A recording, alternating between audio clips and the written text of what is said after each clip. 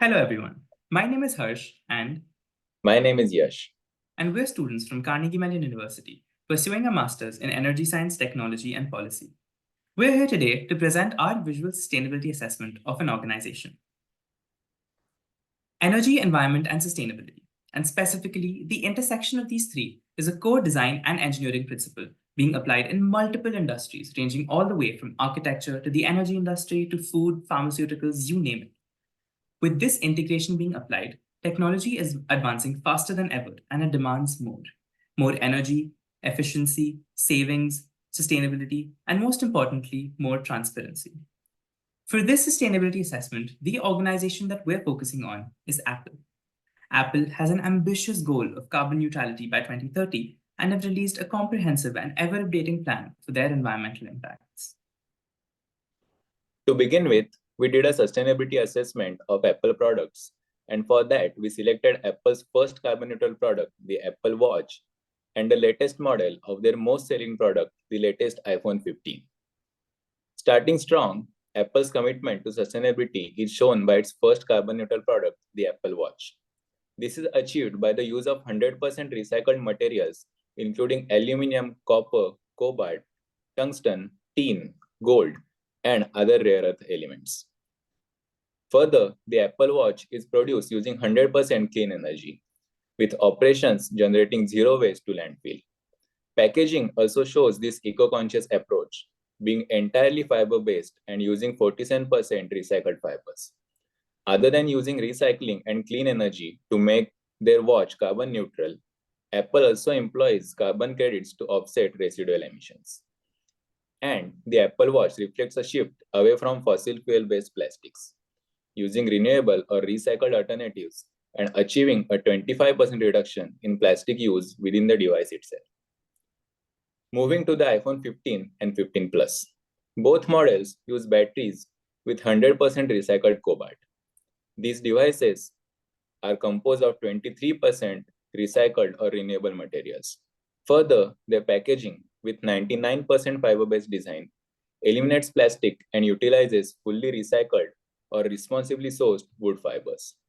Health and environmental safety is also considered, with the exclusion of harmful substances like arsenic, mercury, PVC from the devices. Lastly, 31% of manufacturing electricity for these iPhones comes from clean energy sources supplied by Apple's partners. iPhone 15 Pro and 15 Pro Max have a sustainability profile very similar to the basic iPhone 15, with just small percentage changes in its clean energy sources and recycled materials. Next, the iPhone SE. It is a model renowned for its affordability and performance. And it also leads in sustainability. It utilizes 100% recycled rare earth elements like tungsten, tin, along with 35% recycled plastic.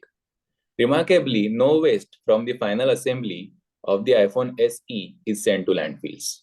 The packaging strategy for these phones include 93% being fiber-based, which includes 59% recycled content. And all assembly sites for these models are on a path to use 100% renewable energy. Additionally, the iPhone SE consumes 64% less energy than the standards set by the US Department of Energy for battery charging systems. Now, Apple's environmental initiatives not only considers all its products, but also the services included within the products. The Apple TV 4K, for example, is designed for efficiency using nearly 30% less power than its previous versions, while delivering enhanced performance. When we look at the Mac Studio, it stands out by using up to 1000 kilowatt hours less energy annually compared to its high-end PC. Across the board, Apple devices uses smart technologies to minimize environmental impact. These includes optimized charging in iPhones, which learns users' habits to manage battery aging effectively. Automatic app updates scheduled during charging time to conserve energy, and intelligent app throttling to limit background operations. Furthermore, Apple also employs hardware acceleration and adopts high efficiency media formats like HEIC and HEVC to reduce the power needed for image and video processing. Since April 2020, Apple has reached carbon neutrality in corporate emissions through 100% renewable electricity for its facilities, energy efficiency improvements, and carbon offset for remaining emissions. From 2014, Apple's data centers have operated on 100% renewable energy. In October 2022, Apple encouraged its global supply chain to decarbonize their Apple-related operations by 2030, targeting Scope 1 and Scope 2 emissions. By March 2023, over 250 suppliers, representing more than 85% of Apple's direct material, manufacturing, and assembly expenses, pledged to switch to renewable electricity for Apple production. This commitment is part of suppliers' clean energy program, which boasts over 20 gigawatt of clean energy commitments, which is nearly two-thirds of which is operational. In 2022, suppliers generated over 23.7 million megawatt hours of clean energy, preventing 17.4 million metric tons of CO2 emissions, marking a 23% increase from 2021 and tripling the renewable electricity in Apple's supply chain within 2 years. Even though Apple has made all these great strides in sustainability, there are still opportunities for improvement.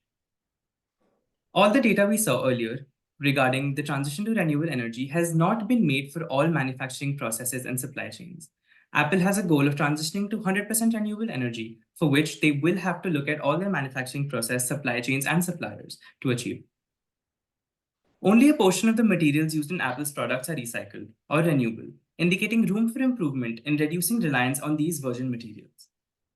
When we talk about the product life cycle and end-of-life management, challenges currently exist in extending the product lifespan and enhancing recycling efficiencies for end-of-life products. Talking about the supplier compliance, Apple needs to ensure that all their suppliers are adhering to their environmental standards, and this target remains a challenge, particularly in regions with less stringent and environmental regulations. Based on our study, here are a few of the threats that Apple's 2030 goal faces. Apple has done a great job in reporting its Scope 1 and 2 emissions in the yearly reports it releases. However, Scope 3 emissions are a huge challenge for Apple.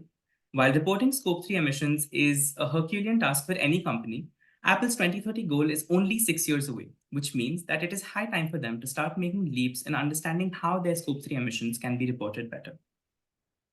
Advancements in technology may call for newer products, newer mechanisms, updation of old products, etc.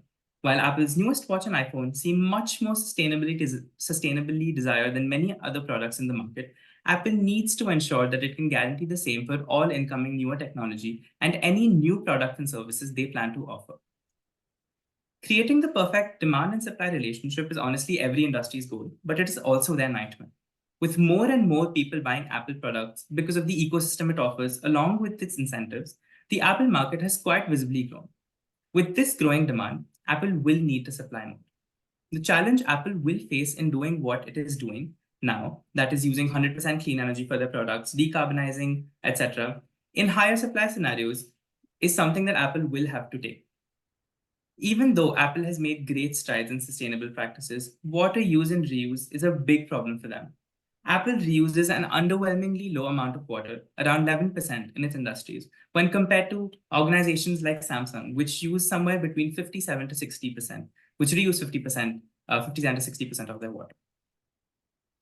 Based on our analysis, our top 3 recommendations to Apple would be: in order to take control over their Scope 3 emissions, Apple can focus on providing energy in terms of either water, electricity, etc., to their suppliers via whatever form of energy Apple wants to supply, and then cut out the total costs from what the supplier would usually get. Another alternative would be to start its own credit system, like carbon credits that Apple gives to its suppliers. Apple currently has incentives for returning their products and services in order to recycle them. However, nothing as such exists for packaging, which people tend to throw away. Incentivizing packaging can be great to get the wood fibers used in packaging back to recycle or to reuse. Lastly, as spoken before, water remains a big challenge for Apple. Recapturing and purifying wastewater that will otherwise be lost in order to recycle the water, which can then be used for a variety of applications, is something that Apple can look into. Apple has been reviewing its environmental impacts ever since the early 1990s and has produced multiple environment and compliance reports. This is primarily spearheaded by the Environment and Sustainability Division at Apple. The highest position in this field is held by Lisa Jackson, who is the Vice President of Environment Policy and Social Initiatives. With rapid leaps in the world of technology, we see a future where Apple is a leader in sustainable practices.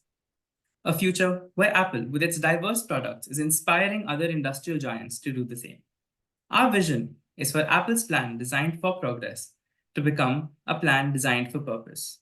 Purpose to create change, generate impact, and revolutionize sustainability in tech.